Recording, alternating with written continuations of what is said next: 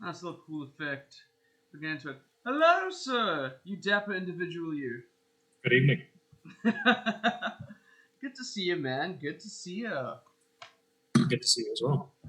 Yeah. So, just in the lieu of the fact that, case now we're a little bummed we didn't get to play some D&D this weekend. Personal life happens. And, so we just decided, why don't we just have a little phone call and chat it out and just, I don't know, maybe nerd out. We didn't really come up with a structure for this. We were like, let's talk about our plans for the channel, what we want to do, and then just chat is, DM to DM, player to player, and just see where things go. Yeah, my outfit is more planned than our discussion. So That's a very good point. At least something's planned. You guys can trust that something's planned. Yeah. All right. So I guess right off the bat, what's up? When it came to when it came up to constructing the channel and things that I wanted to do, I had a series of goals that I kind of planned out for the most part. A thing that I had set up going into it was I wanted to do after every kind of landmark, benchmark of followers. I wanted to celebrate that with a one shot, and as we got more and more followers, like between like 250 to 500 to 750 to 1,000, etc., all the way down to 10,000. Once we get to 10k, I'll move on afterwards. And that right now 10k is the goal, and I think that's fairly realistic. I believe in us. And the idea is that every one shot is just going to get progressively more ridiculous as we go. Sure. I got something. The one I almost did 2 weeks ago is definitely ridiculous. So exactly that. Yeah, Casey was gonna host a one shot, but we couldn't do it because unfortunately I fell violently ill. Happy to say it wasn't COVID. Thank God for that. Yeah, but so far so good. We're back on track. Next week we're going to be having quite an interesting session. That much I can promise you guys. Oh, that's exciting. Yeah, it is. It is going to be fun. Icewind Dale literally only gets weirder as you go along. It is an amazing campaign. So I'm excited to see all these things unfold in front of you. I'm very excited. I know nothing about it, so other than, I mean, ice is in the name, and it seems all like Arctic and whatnot. So I'm excited about that. Yeah, it's gonna be great. Yeah. So in addition to all these crazy one shots that are gonna get more ridiculous, not just in concept, there's gonna be other elements brought into the table from outside to the table, from outside of the studio. Things are gonna get weird for some of these one shots, and I'm really excited for that. Another thing we had planned a lot is a lot of live action material. Yeah, we teamed up with a wonderful studio, Dunia Films, and a whole series of actors, working actors inside it. It seems a shame that we're not going to be, capitalizing on it. Maybe some of the more popular things, fuck it, we'll end up shooting something narrative based off of it. I think that'll be wonderful. Yeah. Yeah. So, I mean, those are a few of the things that I had planned. I think one of the other things that came to my mind was there was a something that I wanted to do with this guy that I follow on Instagram, who I think is incredible. His name is Cloudy McDoom. Dude's fantastic. He's a cosplayer, content creator, loves things like Final Fantasy and things like that. He's hilarious. He's absolutely hilarious. And then another friend of mine called Haley Gendred Hurt, who's a wonderful actor and cosplayer. And I wanted to do like a very special kind of thing. Maybe not even a one-off. Maybe just like a small limited series or they guest star. Haven't planned it out this further, but to just bring attention to black cosplayers, or I guess any person of color cosplayers, and all the shit that they go through. And we just have a cosplay episode where all of us do our best to cosplay and dress up. I'm totally into that. I've got a makeup artist wife and have done costumes many times, even just for the hell. I mean, I put this on just for which is way too hot already, so I'm taking this off. I don't think anyone can blame you, sir. Yeah. Oh yeah, look at that, right at the top. Nice to see that Casey dressed up for this. Damn right. Oh yeah, that's John. Thank you, John, for noticing. Yeah. So I mean, those are some of our plans. Other plans, we won't discuss in full detail just for the sake of copyright and whatnot. Sure. There may or may not be an original source book coming along in the future. There may or may not be two other board games currently being designed, well underway, that we might introduce on the channel. So, yeah. So that's a lot of things. Is there any one thing in particular that you are, I don't know, is most on your mind when you're thinking about the channel? Anything that's at the kind of forefront that gets you all excited? Without spoilers, Okay, fair enough. yeah, Without that's spoilers. yeah, that's the nasty part. I'm trying to talk to this. No, that's fair. That's fair. Yeah. If you can't answer the question, you There can't are answer certain it. moments in the campaign that I'm extremely looking forward to when people's personal lives start to catch up. That's Oh, going fair to be enough. a lot of fun. A lot of interesting things, a lot of questions of morality that are going to come your guys' way, which is wonderful. Like, because there's a lot that's just happening through Icewind Dale that, I don't know, to me, brings up a lot of philosophical questions that I want to discuss. And just see where you guys go with it. Who knows? I like it. I'm curious to see how we all. I'm curious to see how we all. Sorry, I just saw the chat. Yeah, I just saw too. How we're all going to react to that based on the characters we have set up and the backstories and things like that. Yeah. We've already made some interesting choices in just the intro session that we had Yeah. that may or may not have repercussions down the line, I'm sure. Oh, yeah, I can neither confirm nor deny. Yeah, there was a lot of effort when people got into making the characters. Gabe himself sent me like an essay in an email. It was like this long short story. I sat down with tea in bed and I like sat and I read like this whole backstory and we had long discussions about it. He went ham coming up with the backstory for his character, and I was like, "Oh, okay, well, I know someone's interested. At least this is wonderful." That's interesting because I've done that for some of my characters, and when I had some newer folks that were playing in a game that I was running, they gave me like, I don't know, here's some stuff, my background, I kind of want it like this, and I sent them back like a page and a half worth of single spaced backstory. It's like, so this is how it is. Here's the mood, getting into the character with your all that, leaving enough out there for them. I'm not taking over your backstory, but I'm placing it within the world. But I don't know, for this character, I almost kind of wanted to say, here's all the details that I know about her. Have fun with it. Yeah. And left that up to you. I mean, it worked out pretty great. It was the starting like feature of the whole campaign. You know, everything got started with it. Also, I just clicked like maybe minutes before we got online. During the one-off in the cabin, which the edit is coming along well and will be uploaded soon. We went a little extra with it, but you also had the whole premise of that is that they were going out there for something with Casey's aunt. Oh right, yeah. I just think it's chronologically not Casey's aunts, are just these series of badasses. A whole other sure. Just yeah, no, I'm okay with that being a theme. Mm-hmm. Something consistent. I guess, yeah. All right, I guess right off the topic, we're going to start talking about some of our favorites. Just some favorite stuff? Just some favorite stuff, man. I mean, we nerded out a little bit about it, and I'm going to disqualify the current campaign from this question. Okay. We got a favorite source book? Favorite source book? Yeah. Like source book or adventure, I guess, either way. Sure. I am, as far as adventures go, I haven't run too many or been part of too many of them up to this point because I haven't realistically been doing or playing D&D a whole lot longer than you've been involved in. I only really started maybe 5 years ago or something, so not very long. My entire world is 5th edition. I know some details now that I run games looking back at other editions and what they used to do and the pros and cons and things that used to be better in some people's minds or worse in some people's minds. Sure.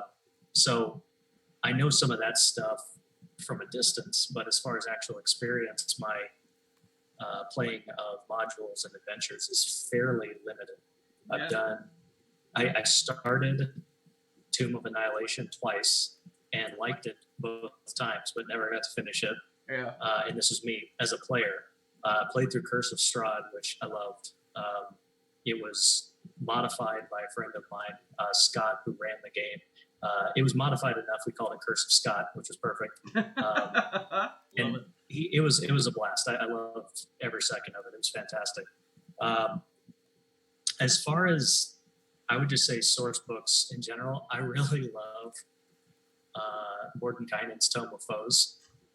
It is got the most wonderfully horrible monsters in it. It dives into so much of the abyss and the hells and all that, and I go to it often for inspiration. Sure. I love the book. It's fantastic. Yeah, there's a slight bit of grim maliciousness some malice put into making that book, and it shows, and it's fucking wonderful. Absolutely. How about yourself? Yeah, I guess. I mean, I did the same thing when I started DMing. I was like, nah, I'm gonna start homebrewing. Because, you know what I mean? And then so I started off very much just homebrewing from the scratch and making an adventure. Yeah. And then after I realized that got exhausting because I was doing it for 2 teams and they were both inside the same universe. And I was like, this is kind of getting a little exhausting, especially when work catches up. So, I got a hold of some source books. And I do really enjoy, adventure book-wise, I did enjoy Curse of Strahd quite a bit. I was a player in that one. I didn't DM that. Yeah. I don't know, man, but there was also something like Out of the Abyss was fucking brilliant. Yes, I was enjoying that as we were starting to play that a little bit. I was very intrigued by it. There were some hints to some really horrible stuff coming down the pike, so that was great. There's fucking that's the thing. It's like, I don't know. I can tell you some of it, but maybe we get to Out of the Abyss at some point in a personal life. Who knows? Sure. But yeah, no, a lot of shit goes down, and because the first bit of the book, the reason why I do love that book, and I spoke about this during the Monday Night Map Making. There's a whole chapters 2 and 3 of Out of the Abyss is basically just open to the DM's interpretation. It's like, this is where you guys are at. You're traveling along here. There's some random events. You know, it's your random encounter table. You roll to see what happens. There's a whole bunch of oh yeah, I just heard a big zappy, so I don't know what that means. Sorry, typically it comes up inside the chat. I just got that. I thought, I was like, is it raining by you, Casey? Because I just heard fucking thunder. But then that typically happens if there's a new follower or something. So thank you to whoever. The stream will catch up on the iPad, and I'll thank you there. Hey, there's Shagus 100. Thank you so much, my man. Appreciate it. Thank you. Welcome to the family. But yeah, so some really fucked up things happen inside or Out of the Abyss. A very particular demon lord is released. There may or may not have been a warlock on the team's party. Yeah. That it's like, without his knowledge, his patron was exactly that. And so yeah, I didn't know where that was gonna go. But there's also some beautiful moments. You guys do get the opportunity to get to Mental Buddhism, which was fucking phenomenal. The artwork inside it is incredible. Yeah. Just seeing like drow architecture and the lighting of it and how they handle it. Oh my word! Exactly that. Yeah, well done. The warlock made his maker. Quite literally, like the entire aspects of this character's personality were being picked up on the fly, and between Grayson and I, we were communicating, like in secret, just small little facts. And he had no idea. Grayson had no idea whatsoever, and neither did his character. It was just this thing that was eventually just gonna build and to this crazy conclusion that would have been wonderful. So what would you have done when he did jump right off of that bridge onto a rocky shore face first? Had he died in that moment? Oh, I mean that's been my favorite monster. You got You guys were encountering Yes. my personal favorite creature in D&D 5e. Yeah, and just decided to jump off and land into this thing that was supposed to chase you guys for the longest time. But yeah, I don't know if he ended up dying, then that would have been it. His body would have returned to the soil from whence he came, and then Yeah. yeah, maybe Tychus would have shown up again at some point. We don't know. Maybe yeah. It would have been, That's a good thing to bring back around like that. I like that. yeah. But fortunately or unfortunately, depending on how you look at it, still with the party. Oh shit! I remember he was really concerned about that. He was like, "I seem to naturally drift to the wild card, which I never anticipated him. Like he himself is Really? not that kind of person, in my opinion. But yeah, I don't know. He enjoys it, and he naturally drifts to it, and we all seem to have a lot of fun with it. Oh yeah. So It's an interesting thing. Some people, when they create a character, they'll go, especially with the first character, which it wasn't his first, but with the first character, it's so close to who you are, because a lot of times you don't know what you're doing. When I first played D&D, I got dragged into it by peer pressure, which is, for things to be peer pressured into, not bad, except for the financial loss. But it was... But yeah, the first character I made was just like, oh, it's my personality, but he has this crazy background and can do magic. I played a sorcerer, the very first character I ever did. Awesome. But he reacted to things like I reacted to things. Sure. And it took me to my third character before I was like, you know what? I'm going nuts. No, fourth character. Before I went, like, I'm going to go complete opposite of myself and just see how it goes. And it was a release. It was amazing. I thought it was fantastic, so much so that I've put the character into campaigns just as an NPC because I love the character. Of course, man. You naturally find your favorites and they get placed. I mean, that does bring me back to my first game of D&D, where you very graciously, we hadn't met yet, friend of a friend of Roxy's. Yeah, knew that my friend Bianca, she knew that you DM'd, and then when I brought it up, I would have loved it.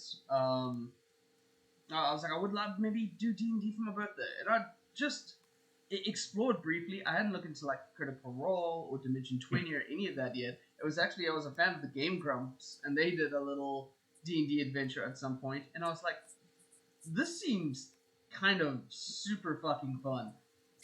And I looked it up a little bit. I saw the special with Vin Diesel, of course, and I was like, all right, I'm into this. I want to see what this is about. So I hit you up. Ended up bringing, I think, how many people did we have at the table? I think we had 10 people. It was about 10 or so. I'd never done anything like that, and I haven't done anything like that since. And it was absolute chaos, but it was a blast. So yeah. And clearly, it went well enough that you kept with it. Yeah, exactly that. I mean, yeah, Grayson and I stuck with it. Yeah. For the most part.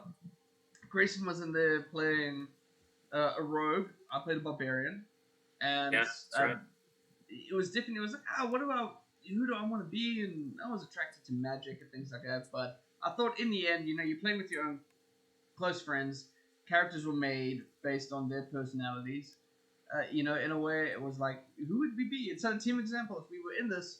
And then it came down and I was like, I think I'd definitely be the barbarian. I would just love to run into the chaos and just absorb as much of it as possible. And so it was an absolute blast. I still look on that game with the most reverence of just, like, it's so much fun. Like, my takeaway at the end of it was, I no actual video game to which I've been exposed to for my entire life has brought me that much fun. Like, that is by far the most fun I've had in a long time. It's that makes me unbelievably happy to hear that. It's part of the beauty of I've as many times as I've tried to explain to someone who has no idea what Dungeons and Dragons is, what it is. You can't. They have to see it. They have to play it. There's no way to really explain it. Even watching it is different than sitting down and actually doing it. And one of the things I would go to was like, when you're playing an open world game, a video game, or even not fully open, but you see there's a door you can't go through. Well, that doesn't really exist in D&D. Yeah. If you want to, you can absolutely try and go in there. And while you're trying to figure out how to break down the door, do you knock or do you do this? I'm in the back of my head going, okay, who the hell is in this building right now? And trying to make stuff up. And it's great because it's the limits are your imagination and a massive amount of rules, but that's mostly for the DM to handle anyway. So exactly that. Yeah. The luck gets put on us, and it's wonderful. But know what your spells do. Come on. Yeah, exactly that. Look up your feet. Look up your feet, damn it. Oh, wait, hang on. I've got to say, Dylz, I really like the tab and map screen you were using. Oh, thank you so much, man. Yeah. Yeah, that looked really good. That was great. Okay, that was Gobby that he created first was epic. Ask Gabby to open it. Oh, right. Wow. Yeah, that was good stuff. Yeah. Oh, shame. The goblin encounter was very... Despite my character having to just run for like 4 rounds, it was a great encounter. Oh, yeah, exactly. Yeah. It was, thank you, man. I had a lot of fun building that one. I told you guys at the end of the account, I'm like, out of all the encounters that could happen, that was the most simple one. And it's been a while since all of us were at the table together. And so I was like, let's keep it nice and simple. People playing new classes, basically really wanted to play a Blood Hunter. Blood Hunters can get a little complicated. There's a lot of reading to it. She came very prepared. She like knew all his shit. And I was so like impressed and proud with her. But I just wanted to keep it just a little chilled, just so people could like have the exploration to fuck about. But after that, shit gets weird. So that's great. But Shem, there's a moment in here before we get to our next questions, I suppose. There's Gobby is a specific little goblin. So during the quarantine, I was using Roll20 to do some online games. One of which was with all my brothers back home in South Africa. They hadn't played D&D, and I was like, guys, listen, Roll20 is awesome. I'm loving doing this, and we got the Lost Mines of Fandover, one of the starting kit adventurers. And first quest takes you on like a little cave after a wagon that they find is sort of the source wrecked, and these goblins had kind of stolen it and hid inside their cave after killing a bunch of people. And so, being the intrepid voyagers that they are, they adventured, and they ended up killing a bunch of goblins on the outside who were like a little scouting party going to look for them. The bard managed to charm one of the goblins that they found by themselves, and he ended up becoming best mates with these guys called Gobby. And so Gobby like followed them for like the start of the adventure. It killed a whole bunch of other dudes in this whole section of this cave that they kind of turned into their own like little safe haven to take a short rest. But the bard was very well aware that his spell was wearing off. Yeah. And Gobby was a badass. He was rolling natural 20s, helping these guys out. It never got hit once, so the spell didn't break. It was brilliant. And so there's a whole section like that. They feel the spell rolling off, and they were like, "Gosh, what are we gonna do? What are we gonna do about this?" And they settled on it like, "Listen, it sucks, but we're gonna have to kill Gobby." And so they all rolled 6, and poor Chris, he's part of the. Yeah, he did.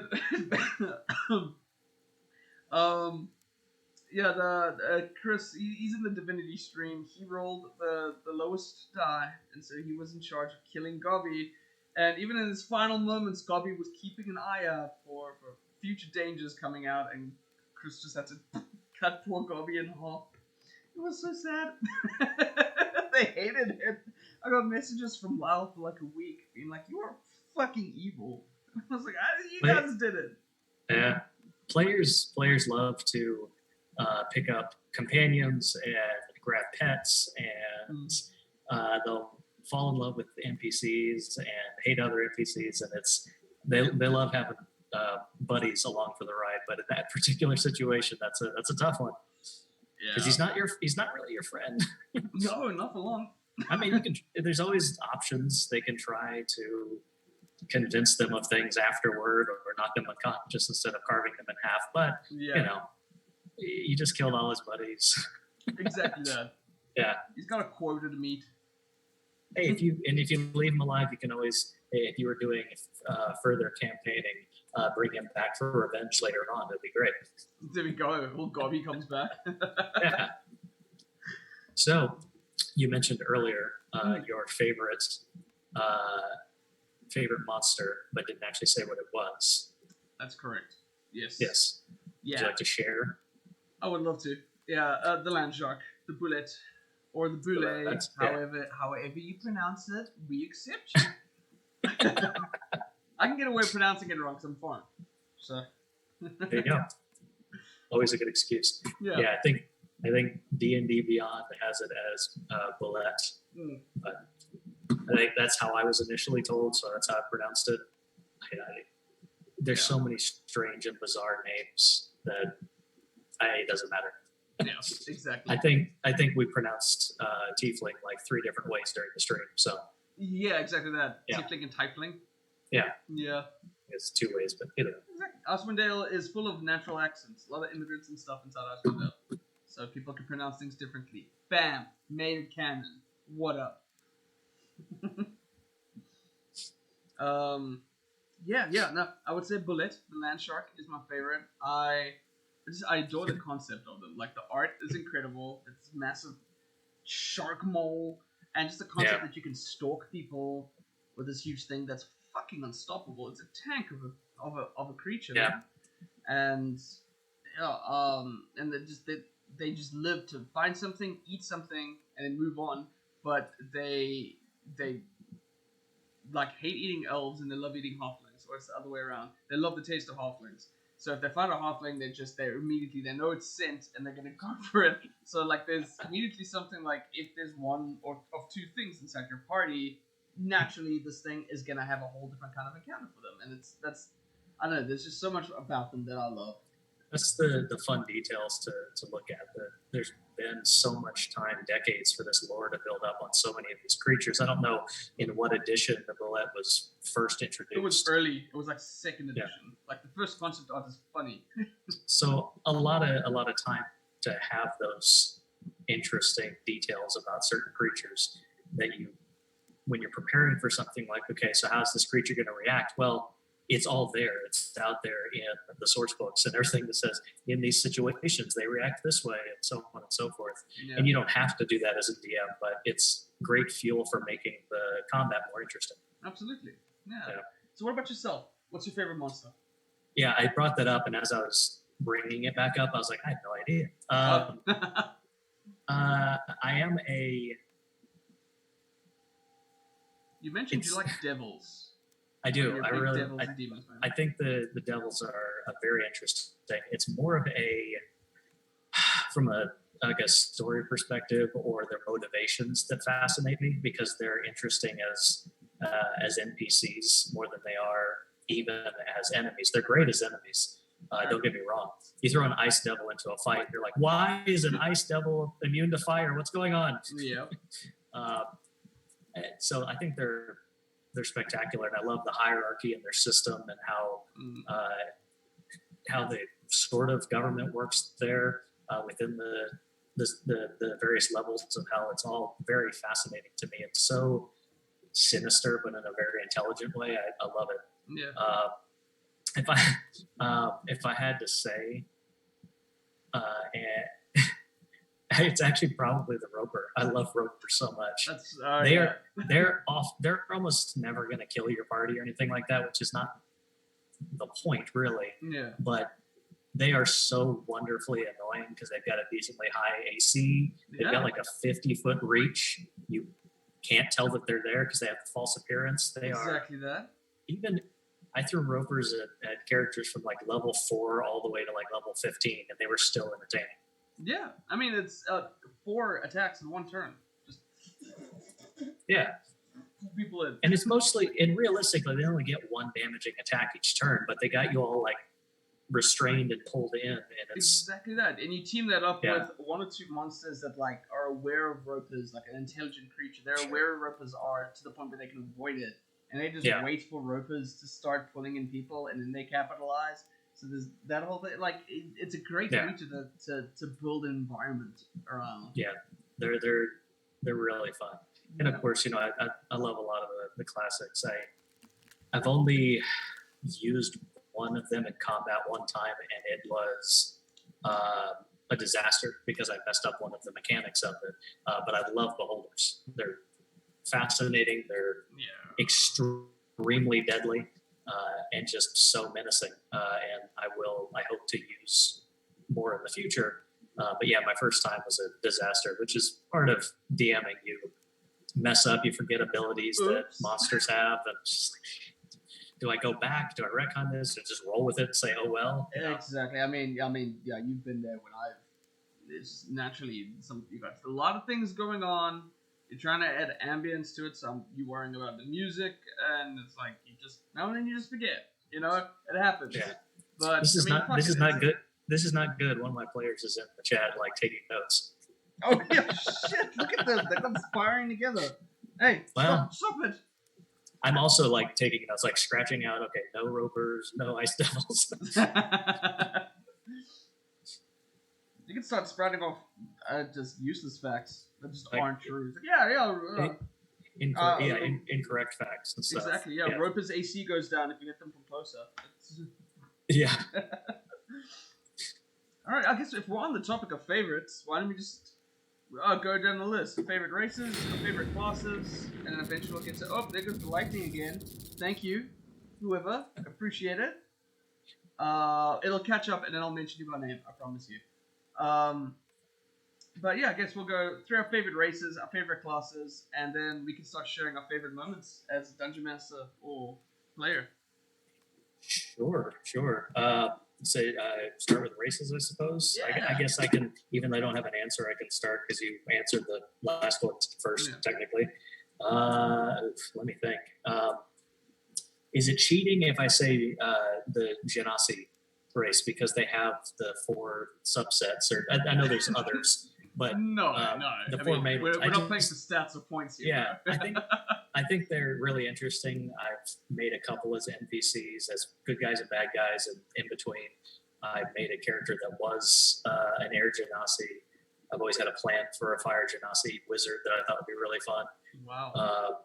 And right now, my wife is playing a fire Genasi in one of our campaigns. I think they're fascinating just because of their elemental backgrounds, the benefits they get from that, and certain personality quirks and stuff that tend to come along with, which you could play against form and trend, which I think is excellent. Do that, go for it. But playing into it can be fun too. So I've always thought they're really fascinating, and I have a soft spot for dwarves. They're just awesome. Oh, yeah. How about yourself? Yeah, I know. I'll be honest. The genocide come very close for me as well. Just because anytime I can be water themed myself, I'll take it. I love anything nautical is my favorite. But I do think, like all in all, half orcs. I just love them. They get such a hard fucking run from society, but they're badasses. Like they don't go down. They're just naturally strong, and I don't know. To me, they're fascinating. They're like in the same way like a tiefling is like got that infernal heritage. There's like a primal heritage to every half orc, and I think that's just really cool, especially in something like a fantasy setting where. Later now there's an artificer that's been inside, and there's small parts of mechanics that are starting to be introduced to the civilization world. So, like playing someone who's got this like very primal heritage inside a world that's developing, and they want to be a part of it because they're people, they're society, they're civilized, but they have that part of them. It's just to me that's a fascinating character trait. Like they are fun to play with because of just that very thing. The fact that they are not good enough, they're not pure blood enough for a lot of orc tribes, and people in decent society or whatever will look at them with sidelong glances. The same thing they would do with like tieflings and whatnot, because where that blood comes from concerns them. So yeah, of course. Some people are old fashioned, man. Yeah. Which I like playing with that too, throwing in the occasional really nice orc or goblin full blood NPCs that are just like a nice shopkeeper or whatever, just to kind of turn some of the tropes on their head, or drow or what have you. That said, they're also fun to be, the antagonist too. Absolutely, It's a classic. Yeah. I do think a drow is a close second for me though. Yeah, drow are really cool. I didn't realize until one of my I put a drow arc into one of my campaigns with some stuff, looking into the drow, how diverse their society is, how many deities that they worship. I was like, oh, it's all the Spider Queen. Great. Yeah. Well, all the way.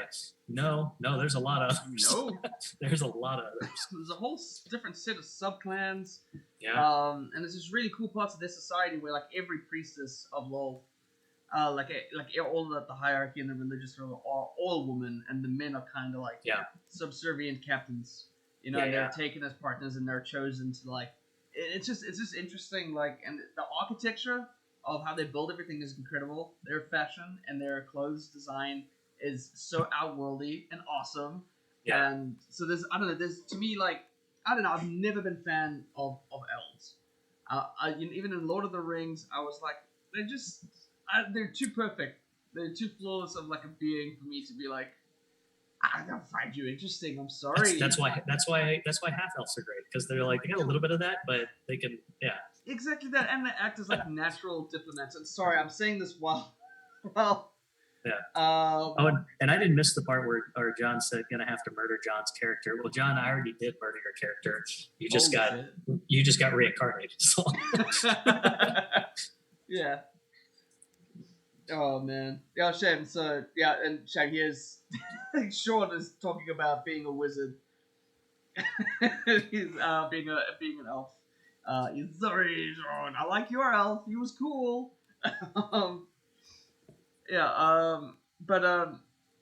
Like to me, the drow have their like a whole other society that they're developing. I love the Underdark so fucking much. And that's great. It's so cool down there, man. And like they've built this whole because to me, like inside the Underdark, and then like how the drow fit in is that they had the resources of the Underdark, and then drow architecture and culture was built upon that in a way. At least like that section of it, and Minceberries and all that. It's designed around the architecture of that, as opposed to like the inverse of like, let's make woodland realms kind of like incorporate it into like elvish culture. It's the opposite for drow, and to me, there's so much more color and creativity behind that, and I fucking adore it. Do you like the what are they, the Eladrin, the kind of Feywild elemental elves? Yeah, those are pretty cool. I'm into them as well, and also like the Feywild is dope. Like they've got their own rules and culture. Oh man, that place is crazy. I mean, are you excited for the new source book that's coming out? The new adventure? Which one? Yeah, the new adventure is basically exploring witchcraft in the Feywild. Really? I was completely oblivious to that. Yeah, no, go look it up once we're done here. The brand new adventure book, but it's all based in the Feywild, and the cover art immediately just sold me right off the bat. Yeah. And I was like, oh, this is dope. So yeah, that's the new big adventure coming from Wizards of the Coast is based around the Feywild. Feywild it's a crazy place. Yeah. Lots of ideas out there for potential adventures in the Feywild that I've had over time. Possible arcs for characters to go down that they didn't, but it's still it's still back there, and it's something I could use later on. Yeah. There's a lot of really cool stuff out there. And going back to your drow thing and tying back in my love of Mordenkainen's Tome of Foes, there's some really cool drow enemies in there. Yeah. Really, really cool drow enemies. Yeah, the drow matriarch is like a CR 20, just awesome bad guy. And the what are they called? Shadow Blades. They are nasty in combat. Yeah, there was Out of the Abyss. You guys might have Shadow Blades. Oof. You might have come across one in the future. Those things are so. They have one thing that can really hurt them, but other than that, they are. Even with that, they're still extremely dangerous. They're brutal. Yeah. They're so Which is great because you take a lot of the basic drow in the beginning of like the basic rule book. They're like, kind of dangerous, I guess. It's kind of cool. Yeah, but like when you fast forward to like some of the in-depth drow enemies, it's like, oh wait, yeah, these are actually terrifying. There's a reason to be scared of them. Yeah. Let's see, what else were we gonna say? We said favorite environment. So is yours the Underdark your favorite place to put a combat or have a dungeon? Would you say Underdark is yours? So I mean, a big exception for me would be sea combat, naval combat. Okay. Yeah, that'll always be, if I had to design an encounter for that, be it like a ship versus a series of sea creatures, a giant sea creature, or another ship, fucking all of them, or maybe pirates are attacking, like kind of like Port Royal kind of situation. They're getting sieged by pirates, things like that. Then that'll always take, nautical and naval will always take number one Sure. spot for me. But if I had to choose specific terrain, probably the Underdark, man. I enjoy it. Like, it's cool, it's creepy, it's different. Yeah, but it can be colorful in its own right because you're the fun guy. You know what I'm saying? There's a level of... It's not my favorite to role play because unless there are specific places that you're finding it, then as a DM, you kind of just have to describe things out and play things out. Yeah. Yeah. But what about yourself? Yeah, that's true. Man, I'd love to have a different answer than you. Oh, sure. But I found some of the most entertaining and interesting and creepy combat has come in the Underdark. Yeah. And traps and so on and so forth, just the environment. And the Underdark as it is, you were talking about having fungi and things like that there as well. There's so much already out there that allows for the Underdark to bleed into other types of creatures and even other realms, passageways or portals to the far realm that can allow interesting monstrosities to come through from there, or aberrations or what have you. It's and like you're saying, out of the abyss. Well, it's in the title. Yeah. Spoilers, has to do with the abyss, which is where demons come from. Yep. There's so many things you can do in the Underdark, and it's so contained and claustrophobic. I think it's about as perfect as an adventure or combat environment can get. But there's a lot of other good stuff. I like throwing in.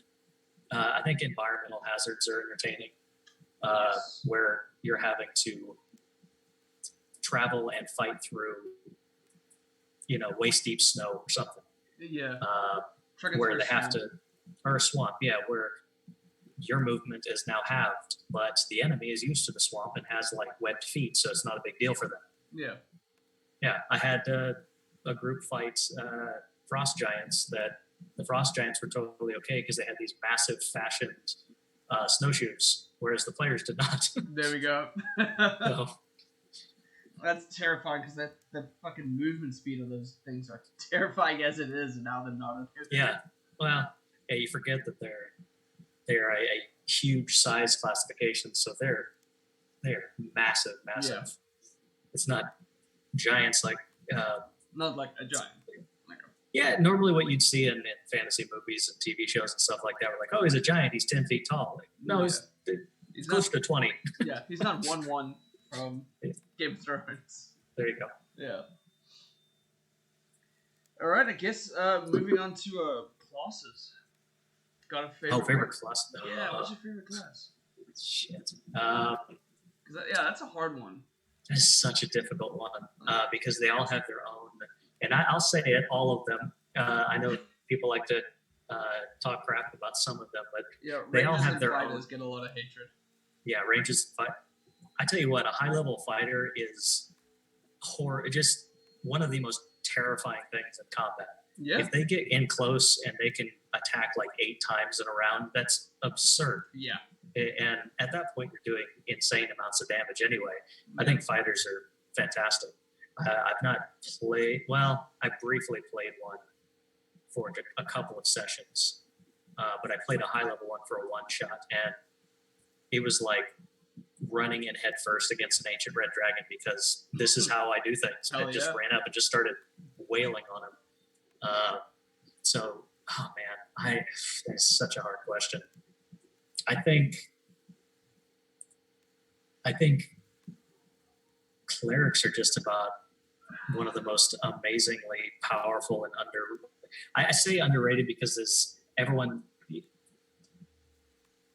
thinks they're boring, I guess, because it's the cleric. All you're going to be doing is healing. Clerics Yeah. can deal out an absurd amount of damage. And Just can absurd. have outside of combat utility Oh yeah.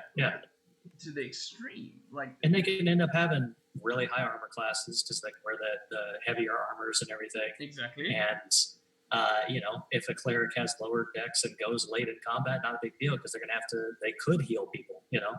They're a great support class, but they're also a great one to get in there and mess some shit up. Absolutely. A cleric of the light can be decent. Fucking heavy That damage. was second character I ever played was a cleric of the light. Cleric of the light. Yeah. Yeah. It just sounded interesting at the time. I was still a baby player. I had no idea what I was doing. Exactly. Yeah. I mean,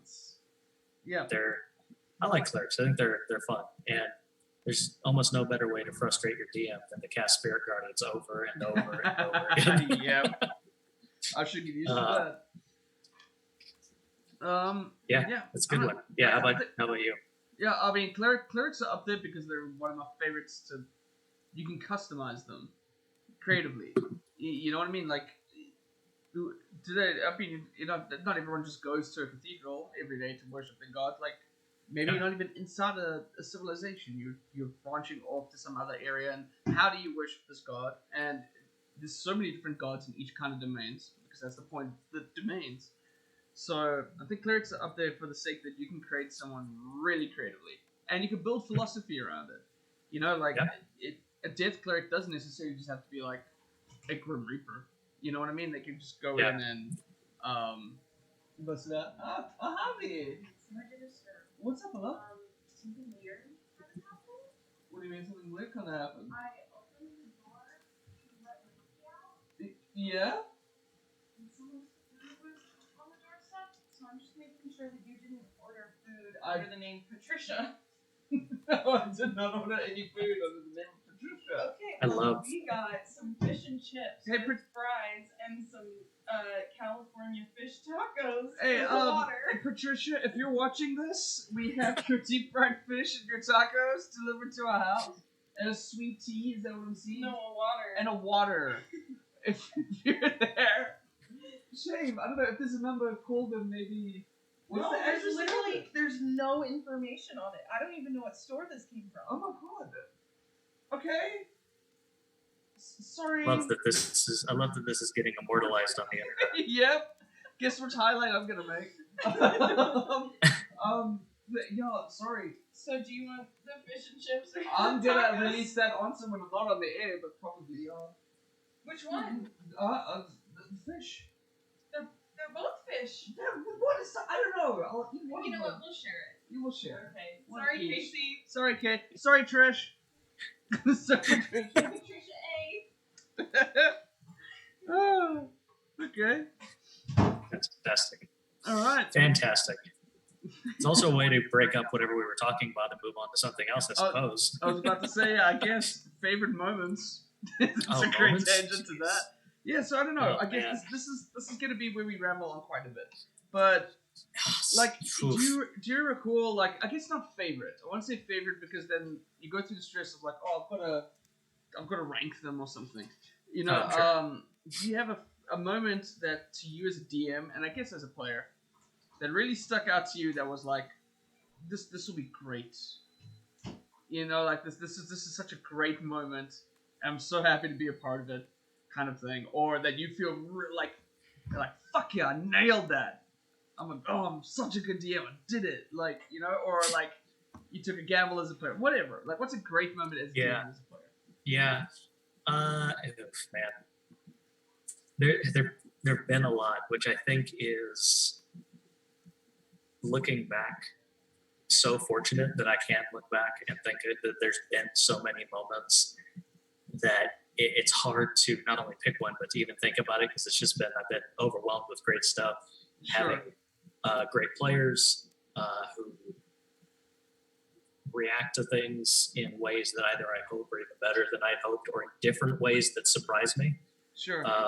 And that some of them have generated some really, really cool moments just by being creative or having fun with the world that we've all created together. Yeah. Because it's just as much the players, if not more the players, than the DM creating this world and this environment. So it's amazing. I'm trying to. There's one that happened more recently, so it's fresher in my mind. Sure. Where I in one session that ended up being a non-combat session. It was in between certain missions or adventures. The players were back in town, and they were trying to talk to an NPC to try and get information and possibly some items, and then have a parlay of sorts with an NPC they didn't like. Okay. And they didn't know exactly why they were having this conversation because this NPC reached out to them. And it ended up within the period of just a couple hours of playing, I had an NPC that they talked to who was just this clearly unhinged and not attached to reality force gnome. It was an eccentric black market dealer, essentially, that they... What's up? It was our neighbor Patty. Okay, great. I'm glad they got this food. We don't get free food. That's all right. We can cook. Excellent conclusion to the story. Sorry. Good conclusion to the story. But they loved they were laughing at the character and the things I was saying and the choices I was making with the character. And it was something that was in a character's background that was finally coming out for them to meet this character. And they just laughed and had a blast. And then not even 20 minutes later, they were on the edge of just wanting to straight up murder this other character that I was being the NPC for in the middle of a crowded bar because they were so like pissed off and disgusted with him. Yeah. And to have that kind of a shift, seeing them in love with a character I was throwing out there and then absolutely despising another character so quickly. Yeah. I was just like, that was an amazing session. Yeah. And I'm so happy I was able to invoke those opposite emotions within such a short amount of time. Sure. Especially because one of the people that reacted most adversely was a player that came into our campaign late and didn't have as many reasons to hate this character. Okay. And the fact that she hated him that much in that moment, I was like, excellent. It was great. It was great. That's wonderful. But there's tons of stuff, combat things and all that have been wonderful. Cool moments, the way players have killed things that I didn't expect. Monster encounters that went really well. Others that went really poorly, but were still interesting and fun. Mm-hmm. Yeah, and I'm sure there's plenty of moments as a player too, but I guess it was more of a DM oriented question. How about yourself? I don't know. I guess a very big a moment that stuck out to me that just brought absolute joy was I mean, you were playing in it when we were getting everyone's feet wet with D&D. Before we started the channel, we played the Dragon of Aspire Peak. Oh, right. Yeah. And you guys ended up in Gnomengard, this little section built in behind a waterfall where the gnomes lived. And there was a particular little gnome by the name of Zook. He was everyone's best friend. Everyone loved Zook. And then everyone just fell in love with that initial encounter with him, and he was just this little dude who just wanted everyone to keep smiling. And then it just the main quest of Gnomengard after that point was getting Zook on board to become an adventurer, and like, yeah, cool, we'll help Gnomengard, whatever, with the mimics, awesome. But then it got to the point where Grayson's character just fucking books it. He runs away, he's too terrified, while you guys are finding barrels that are in the winery that have become mimics. And then him and Zook come in later with one of the mining crabs that they had kind of built on, and him and Zook were rushing in and trashing the place up. And then it just became, everyone was just really into Zook. And then outside of the game, I want that character to follow us all the time.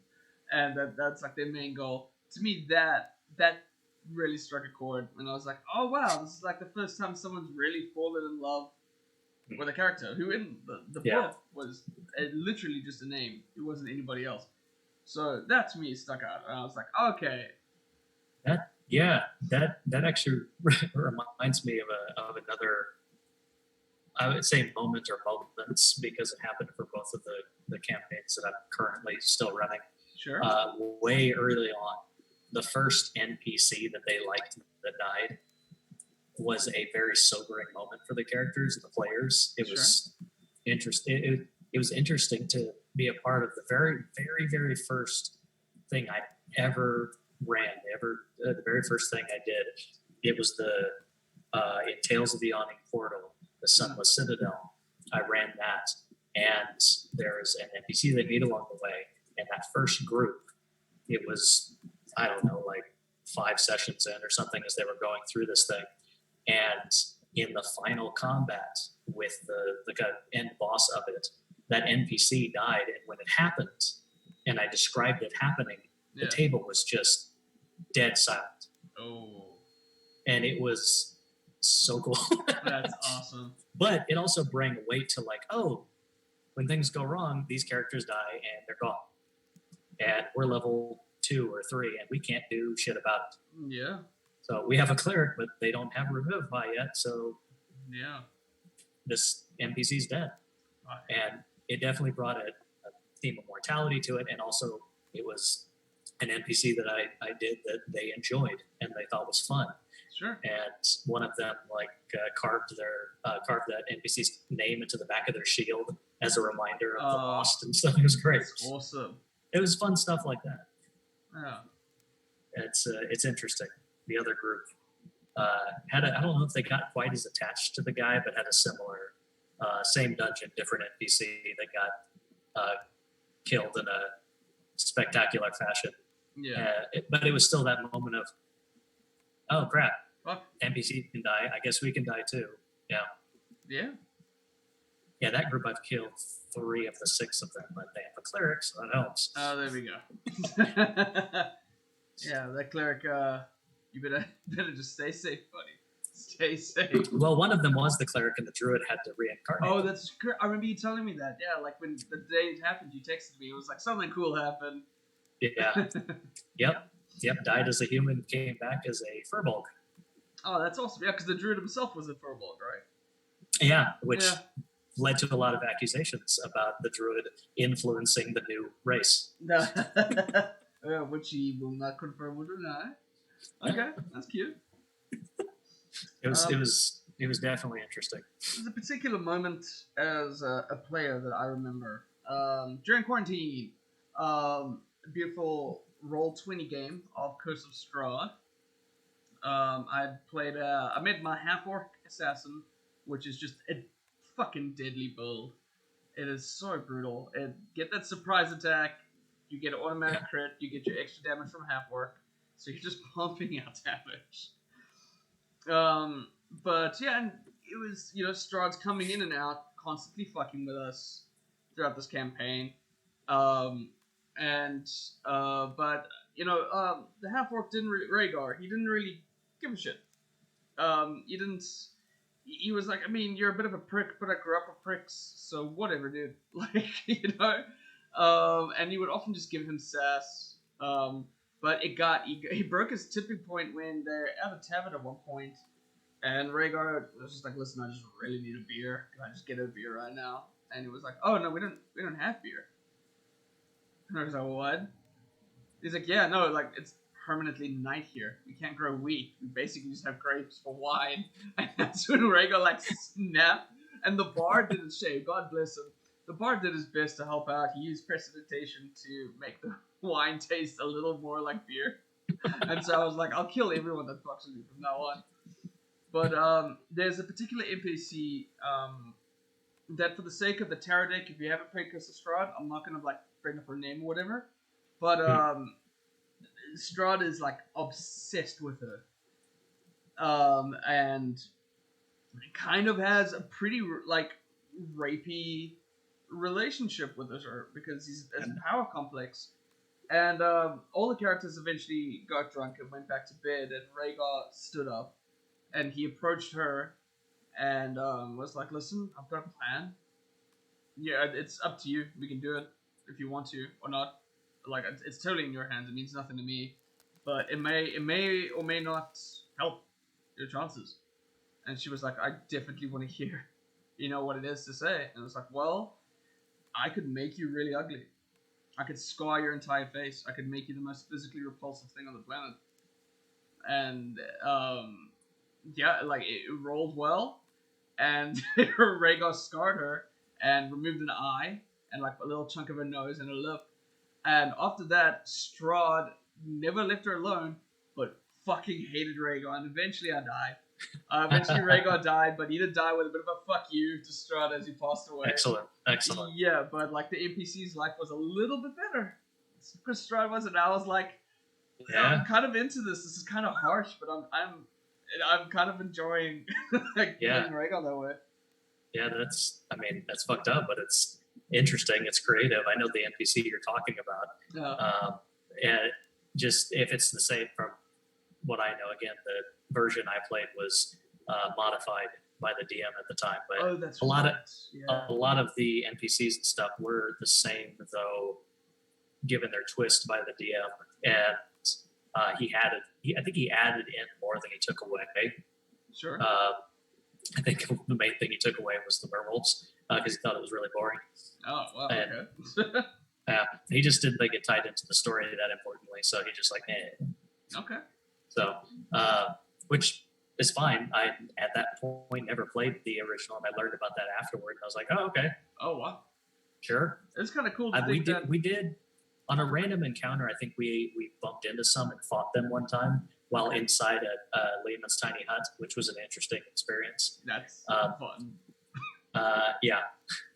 Before we understood that the tiny hut is hemispherical and actually has a floor to it. Yeah. Because I think they were trying to dig underneath it, and we played it as though it did not have a bottom. Now I know that it is hemispherical, right? And that's DM, just detail talk. Yeah, whatever. Which, we talk about questions like that. I did have a buddy throw in a question about DM planning and technicalities, so we could always chat about that if we wanted to. I don't know how long we're going to talk. I'm not go for a few more minutes. Why not? Fuck it. But yeah, no, it's. I know either way. I knew who we were talking about, and that is interesting. I think part of what drew me to Curse of Strahd so much, or the reason why I think back on it fondly, it's a lot of how the DM ran it, and just Strahd is such a good bad guy. Yeah, so menacing and powerful, and the fact that while you have plenty of places you can go, you're trapped. Yeah. So it's, I don't know, it's kind of a perfect scenario. It's really, as far as adventures go, it's really cool. And it covers, about 10 to 11 levels, which is a pretty good length of time for an adventure. So, yeah. I mean, it's fun stuff. Plenty enough. You're never fucking bored in that campaign, I'll tell you that much. No, it's spooky and creepy, and there's cult stuff going on, and it's great. It's fantastic. And there are horrible things in it that, as a player, we're just so dangerous and frustrating and terrifying that to avoid spoilers for anybody who's not played it, I will not go into. But yeah, there's some times I was like, oh, we're going to die, all of us. This is a TPK. This is it. This is when we die. Somehow we got out of it. Freaking polymorph spell, man. Yeah. Polymorph spell. Yeah. All right. Well, yeah, I guess. Oh, yeah, I guess to sum everything up, DM to DM, challenge ratings. Let's talk about that. Okay. Like, who starts with their right? opinions do you want to start, or should I? Yeah, I mean, I learned very harshly that challenge rating really doesn't mean shit. Like, it's like, I don't know. I've tried multiple calculators before, like online calculators, Yeah. even on D&D Beyond, which does a pretty decent job for the most part, it's still like this encounter is incredibly deadly. It's impossible, and it's like in one turn, wipe them out. And afterwards, I was like, okay, and then try to adapt it, and eventually just have to throw it away in concept, and then just start looking at my players, looking what's available inside the situation, and then just playing it out. Like there's no other way for me to, in my opinion.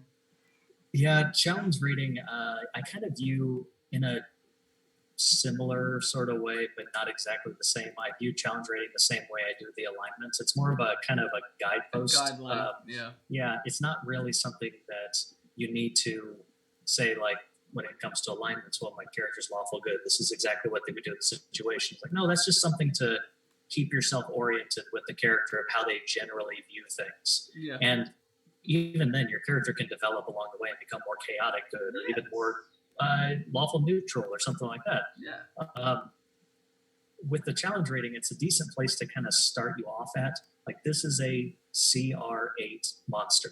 Yeah. So 3, 4, 5 characters should be able to handle this at an even balance. Well, there's so many other factors. Yeah. There's the action economy of how many creatures are in the fight, and whoever has the action economy will tend to have the advantage in the combat. Yeah.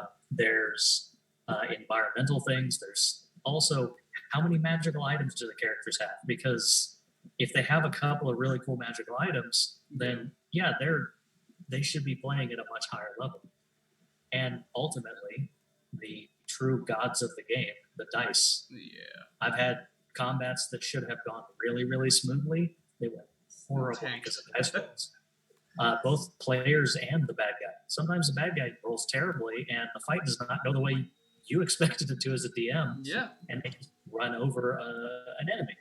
Or you throw a gaggle of goblins at them, thinking this is just a throwaway random encounter. Yeah. They roll poorly, and half the team's dead.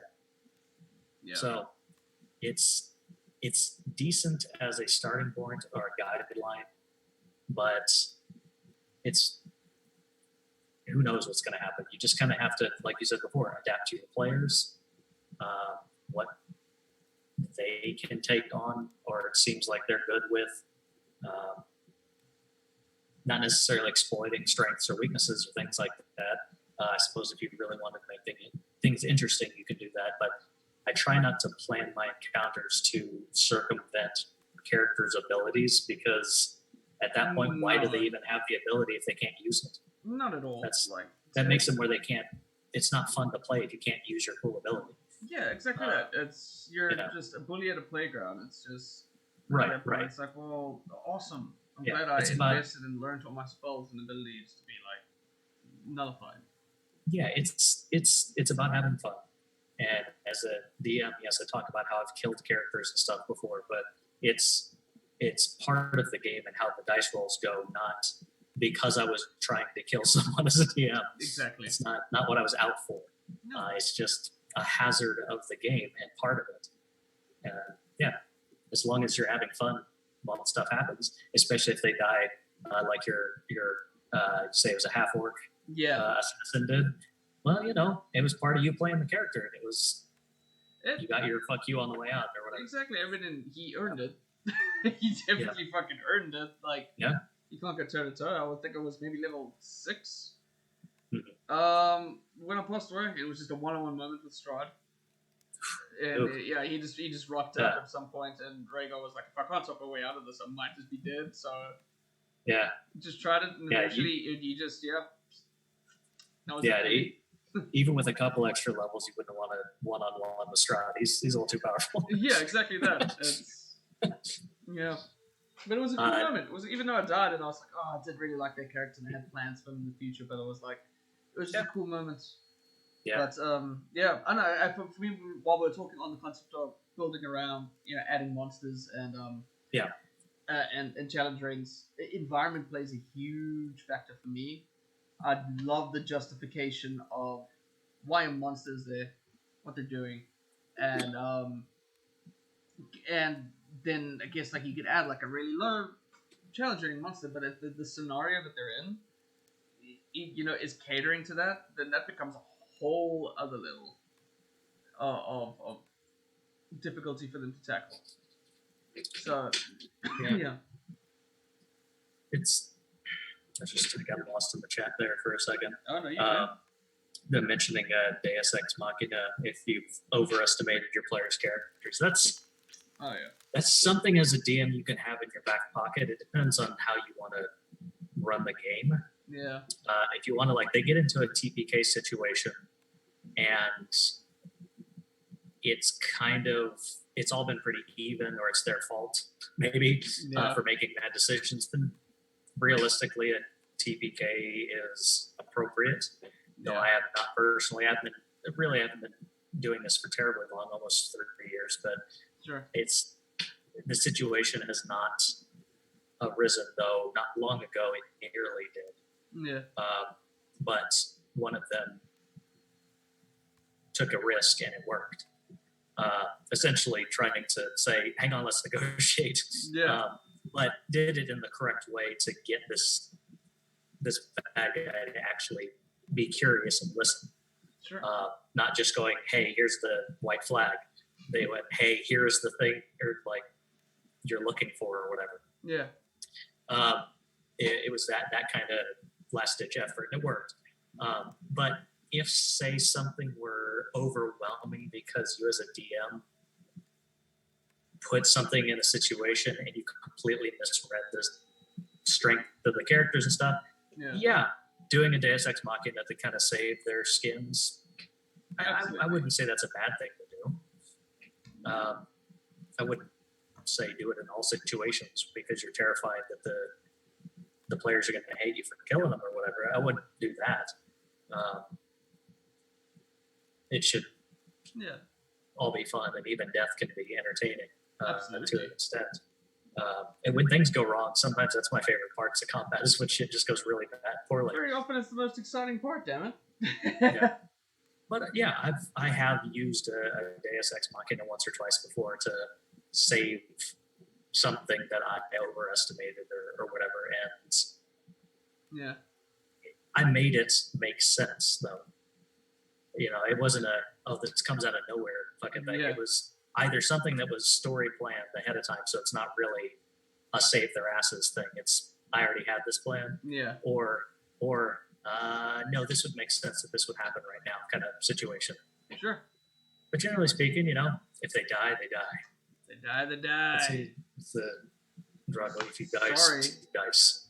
Yeah, and if he dies, he dies. All right, man. Well, I guess. Yeah. Yeah, I guess. I could continue talking until Thursday. So, right, exactly that. But we should make this like a more consistent thing. Sure.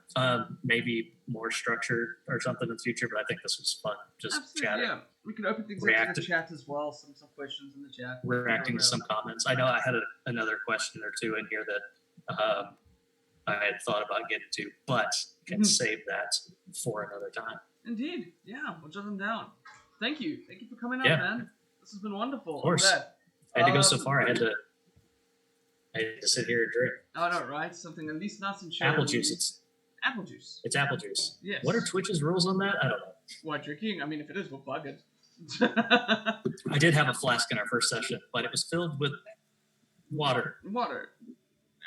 Lemonade. on record. It's on record now. It's water. This is apple juice. Exactly. Not brandy. Not brandy. You can drink brandy. Come at us, Twitch. We didn't give a shit. But I guess, thank you, man. Thanks for coming out. And thanks for watching. Thanks to our mates, Sean and John, have been chatting up a storm. Thank you, guys. You guys are the best. I guess join us next Saturday at 1:30 p.m. PDT, where we get into the next episode of Iceland Dale. Things are going to get a little weird. Also, on Sunday, around about 8 p.m. typically is when we play Divinity online, me and my brothers. You guys are aware of that. And then join me on Monday, so tomorrow, for Monday Night Map Making. It's kind of similar to what we do over here. We just talk about encounters and then build a map, 3D map on it. And that's basically what we do. It's going to be consistent things. But thank you, and thank you, man. Of course. Yeah. Anytime. See you around. See ya. All right. See if I can do this real quickly.